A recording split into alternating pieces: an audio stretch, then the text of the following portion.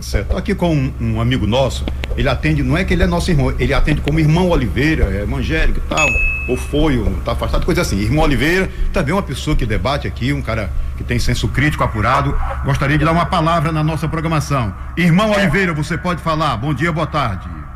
Bom dia, Isaías, bom dia, Ivo, bom dia, cidadão Renan. Rapaz, é sempre bom você ter esse debate democrático.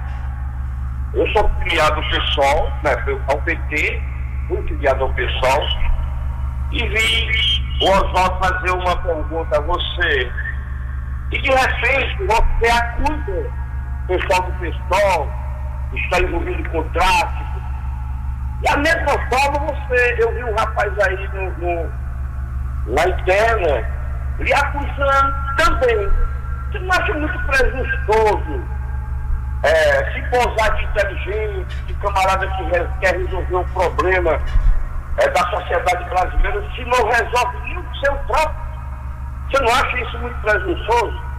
E quando você diz que esteve inserido na cassação da Dilma, qual foi a influência que você teve para caçar o mandato da Dilma, de uma mulher honesta, de uma mulher que teve um mandato, que não comprou deputado para não ser caçado? Qual foi os argumentos que você usou de mentiras, de subterfúgio político para caçar o mandato dela? Muito obrigado, boa entrevista. E é bom, democracia é isso. É fazer parte de um programa desse, escutar e se defender. Você acusou o pessoal do PSOL de envolvido com tráfico, e você está sendo também acusado na internet de muitas outras coisas, e você argumenta que é o santinho da parada. Um abraço aí, obrigado. Ok, santinho da parada, ó. Cara, eu não sou santinho não, cara. Não sou nem um pouco santinho. Dito isso, é pior, eu sou um anjo vingador, se você quer falar nesses termos, tá? Eu vou pra cima de todo mundo do tráfico de drogas, e os seus aliados do crime organizado, eu vou matá-los.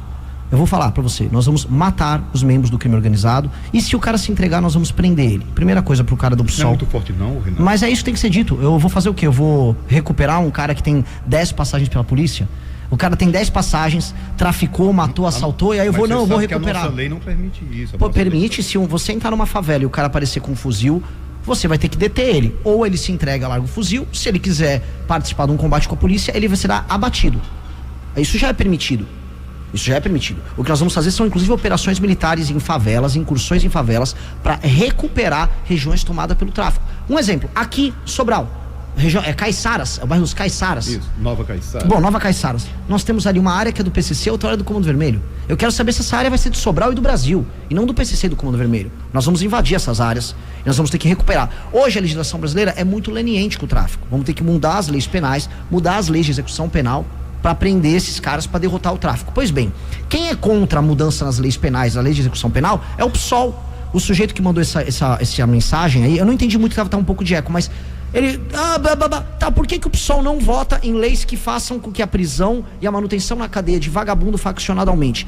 Por que diabo membros do PSOL participaram de documentários ligados ao Comando Vermelho e ao PCC? Eu vou dar um nome, para não parecer abstrato, chama O Grito, tá na Netflix. A Aniele Franco participa. Por que a Janira, ex-deputada do PSOL, amiga do Guilherme Boulos, levou a dama do tráfico, condenada por participação junto com o Comando Vermelho em tráfico de drogas, a passear no Congresso, tirou foto, se reuniu no Ministério dos Direitos Humanos? Isso não é minha opinião, isso aconteceu. Se isso aconteceu, assim, eles têm uma relação leniente. Né? É fato. É fato. Por que o PSOL defende projetos de lei que sempre vão na linha contrária do aumento de penas para eles? Então, eu estou descrevendo fatos. E sobre a minha participação no governo, na derrubada da Dilma Rousseff, vou explicar para o rapaz que mandou o áudio, de maneira muito clara. Eu organizei e convoquei através do MBL as maiores manifestações do mundo nos últimos 20 anos. Foram as maiores manifestações do mundo, junto com milhões de brasileiros. Depois eu fui para Brasília e eu fui vice-presidente do Comitê do Impeachment. Tudo isso são fatos, não é a minha opinião, são fatos. Eu fui vice-presidente do Comitê do Impeachment. O presidente era o Mendonça Filho.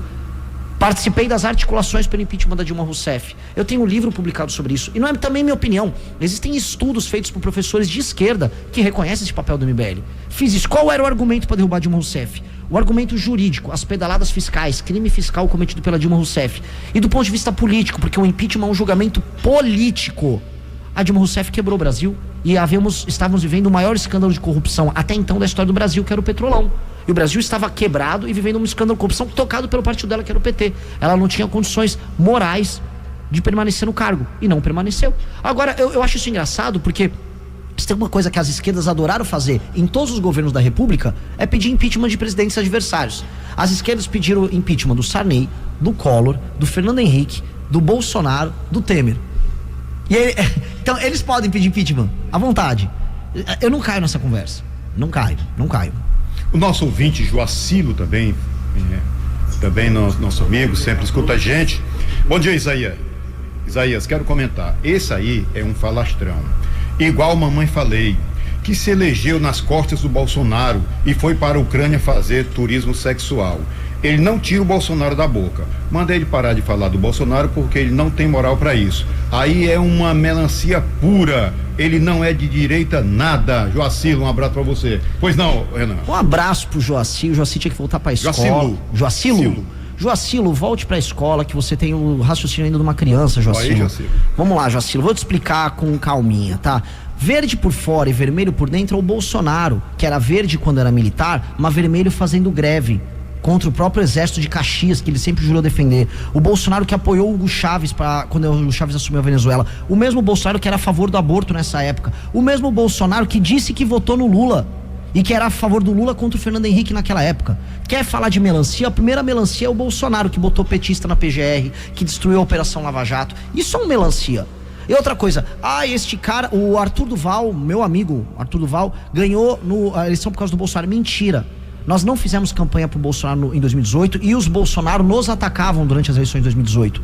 Nós nos elegemos, tanto o Arthur quanto o Kim, deputados federais à época, sem fazer campanha pro Bolsonaro e sem precisar num segundo turno, veja só, sem precisar, quando a Joyce, quando a turma dos deputados bolsonaristas ganharam, foram tudo tirar férias e o Bolsonaro ficou sozinho no segundo turno. Quem foi enfrentar o PT no segundo turno sem precisar fomos nós. Nunca surfamos onda do Bolsonaro. O Bolsonaro surfou nessa onda.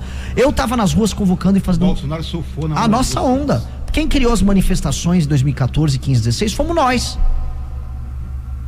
Ok. Não foi o Bolsonaro. Aí o Bolsonaro surfou a onda nossa, da Lava Jato, ganhou e destruiu tudo. Núbia Nascimento, é isso o seu nome? Núbia Vasconcelos. Núbia Vasconcelos, pois não, Núbia?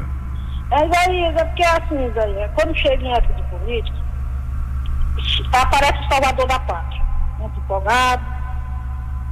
E aí, pra quem acredita, vai na onda, né?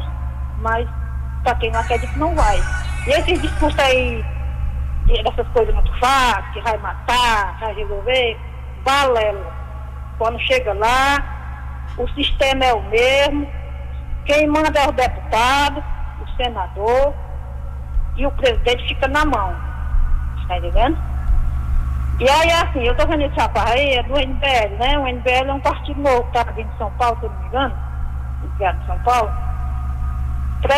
Olha, o povo do Brasil tem que ficar de olho na proposta desse povo. Porque é salvador da pátria, e salvador da pátria não existe não, salvador da pátria é só Deus. Viu, Isaías? Aí esse povo, que na vista dele nada tá bom, o governo só tem coisa ruim no governo, não tem nada bom, não tem coragem de assumir nenhuma coisa boa do governo, né? Essas pessoas são perigosas e as pessoas ficam de olho. Olha, eu sou uma pessoa, Isaías, que eu fico de olho na política, porque eu dependo de política, né, Isaías? Porque tudo hoje depende da política, infelizmente. Aí, Isaías, não pode se deixar enganar.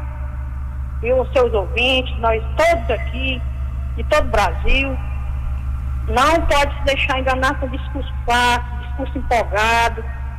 Isso não existe. A prova é que o Bolsonaro, na época, muita gente acreditou que era uma revolução no Brasil, que muitas coisas iam mudar, mudou nada.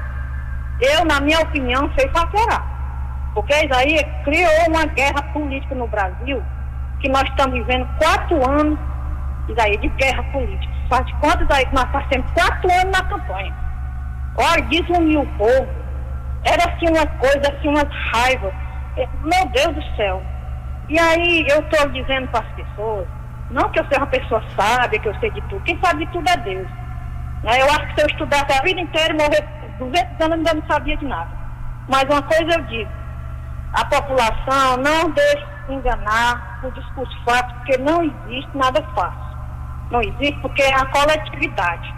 O presidente que ganhar, ele chegar lá dizer para o povo que vai resolver, ele não pode garantir que ele vai resolver, porque quando chega lá, o presidente não manda só. O presidente depende da Câmara dos Deputados, depende do Senado, depende do Supremo Federal, depende da Constituição Federal do nosso Brasil. Então, como é que a pessoa bate no peito e diz que vai resolver? Não vai. Viu, Isaí? E outro, eu detesto essas pessoas que chegam como salvador da pátria. Ela está se repetindo, né? Desconhecido do povo ainda, e diz que vai resolver e não enxerga nada de bom. Quer dizer que uma pessoa, um governo, ele é 100% ruim, pois, eu não votei no Bolsonaro, nem votaria nunca nele, mas eu achei muitas coisas assim, algumas coisas, eu não condeno o Bolsonaro, não, tem umas 3 coisas que ele fez que eu achei bom, o Brasil, são os 3. Não vou nem citar qual foi, né? Mas eu dizer que o presidente foi 100% ruim, eu não tenho coragem de enxergar só porque ele é meu inimigo, porque não era nem para ser inimigo, né, Zé? Eu estou dizendo que é meu inimigo referindo aos políticos. Porque os políticos, eu não sei se na mesa de jantar, ou se dentro do avião, ou se lá na mesa de almoço, não sei onde reunião, vocês são inimigos realmente. Mas o que eles mostram para a população é que eles se detestam. Ok. E aí, eles todos aí praticamente são igual, porque é o sistema que nós estamos hoje é para isso. Agora, eu não vou dizer para a pessoa que não tem um presidente que vai resolver pelo menos uma parte, pode existir, mas tem que ser conversado com a sociedade. Você vê aí hoje, nós todos vemos, que quando eles vão botar uma lei lá, eles não consultam ninguém, né? Se os deputados aceitar, seja mais objetivo para a gente ganhar tempo. Seja aqui. objetiva, moça. Faça a pergunta. Objetivo. Só para a gente ganhar tempo. Sim. A audiência está indo embora aqui na internet. Faça a pergunta. Respondo tudo que a senhora quiser, só faz a pergunta, por favor. Só faz a pergunta? Faz uma pergunta. Pergunte, o Núbia. Não, essa é a minha opinião que eu estou dizendo. É para as pessoas não ir na onda de discurso fácil, porque não existe. Tá, então a senhora tá basicamente assim, vou tentar resumir em 10 segundos que a senhora falou. Um abraço pra você, minha filha. Tudo de bom. Oi, não. Um abraço pra ouvinte. Vou tentar resumir. Ela disse o seguinte: não confie em ninguém que proponha nada novo. Pra passar qualquer coisa tem que passar pelo Congresso e tem que reconhecer que o Lula fez coisa boa. Ela basicamente resumindo esses 10 minutos de fala em 10 segundos. Vou falar um negócio rapidinho.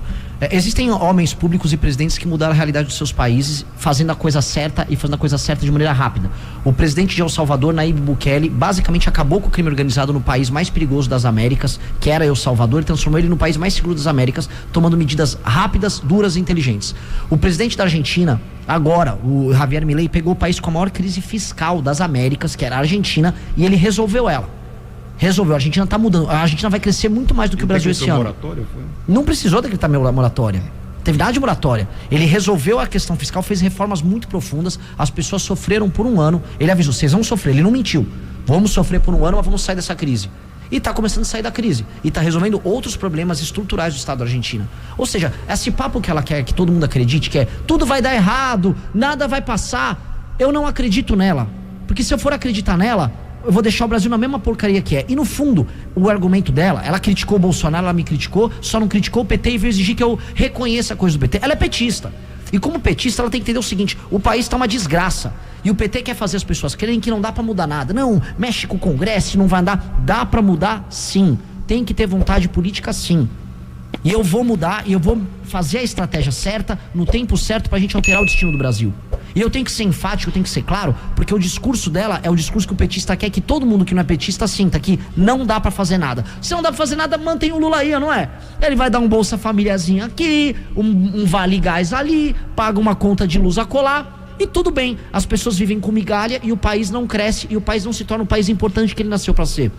Não acredito nisso.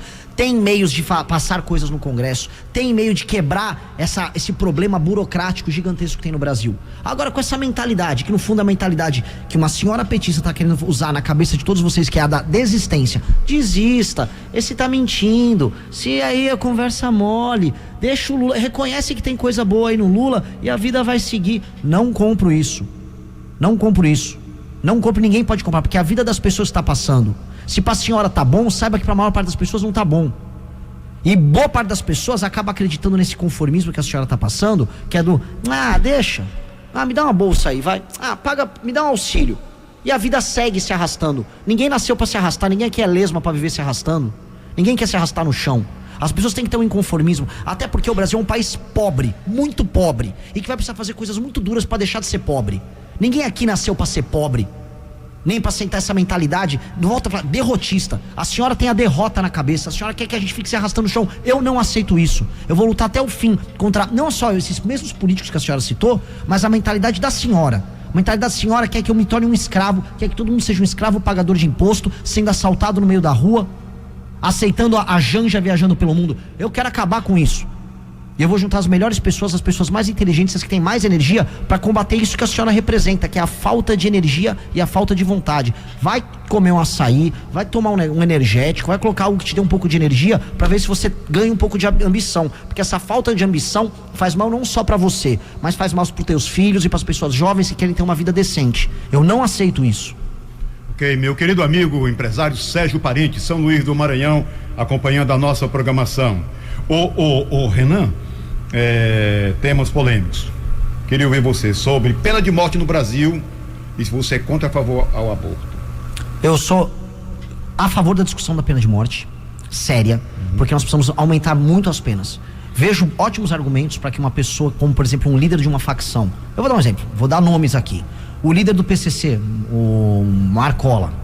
Vou dar o líder lá do Comando Vermelho, tem o Marcinho VP e tem outros. Esses caras, a quantidade de assassinatos que eles já ordenaram na cadeia e a administração de uma facção ou de facções que matam tanta gente, faz com que essas pessoas não tenham recuperação. Elas estão na cadeia supostamente se recuperando há anos, há mais de década. Você acha que no Brasil tem estado de exceção? Eu acho que o Brasil é um estado de exceção. Primeiro, não há democracia porque no Brasil a gente só tem compra de voto. Segundo, existem áreas inteiras no Brasil controladas pelo crime organizado em que você não tem justiça. Quem determina o que você pode ou não pode fazer é um traficante. Portanto, é um estado de exceção. Você acha isso? Sim, é. A cadeia é um estado de exceção. A cadeia hoje é controlada pelo tráfico. Você vai para um bairro, a partir do que você chegou num bairro em que ele é dominado por um jovem psicopata do Comando Vermelho, isso é um estado de exceção por excelência. Por quê? Porque você não tem direitos e prerrogativas, nem direitos e garantias fundamentais, porque o Estado não está lá para garantir isso para você. E aí você está na mão apenas da força, e a força é dada por um jovem de uma facção criminosa. Então, eu acho, de maneira clara, que temos que trazer a discussão da pena de morte, sim. Mas, independente de uma coisa, nós temos que aumentar muito as penas, mas muito. Aborto, sou contra qualquer discussão hoje, até porque a legislação atual já contempla. Nós somos contra o aborto, nós somos contra a ideia de que a vida tem que ser tratada como um objeto. Fiz um sexo desprotegido, vou lá e vou tirar. Não, agora, se a moça corre risco de vida, poxa, hoje já existe, de acordo com a nossa legislação, o direito dela abortar, porque é a vida dela que está em risco. Isso acontece. Então a legislação atual, ela já contempla os casos que o brasileiro, religioso ou não, considera como moralmente ok, aceitável. Então pronto. Eu acho que essa é uma não discussão, uma perda de tempo a gente ficar discutindo isso. A gente tem um problema muito maior para resolver.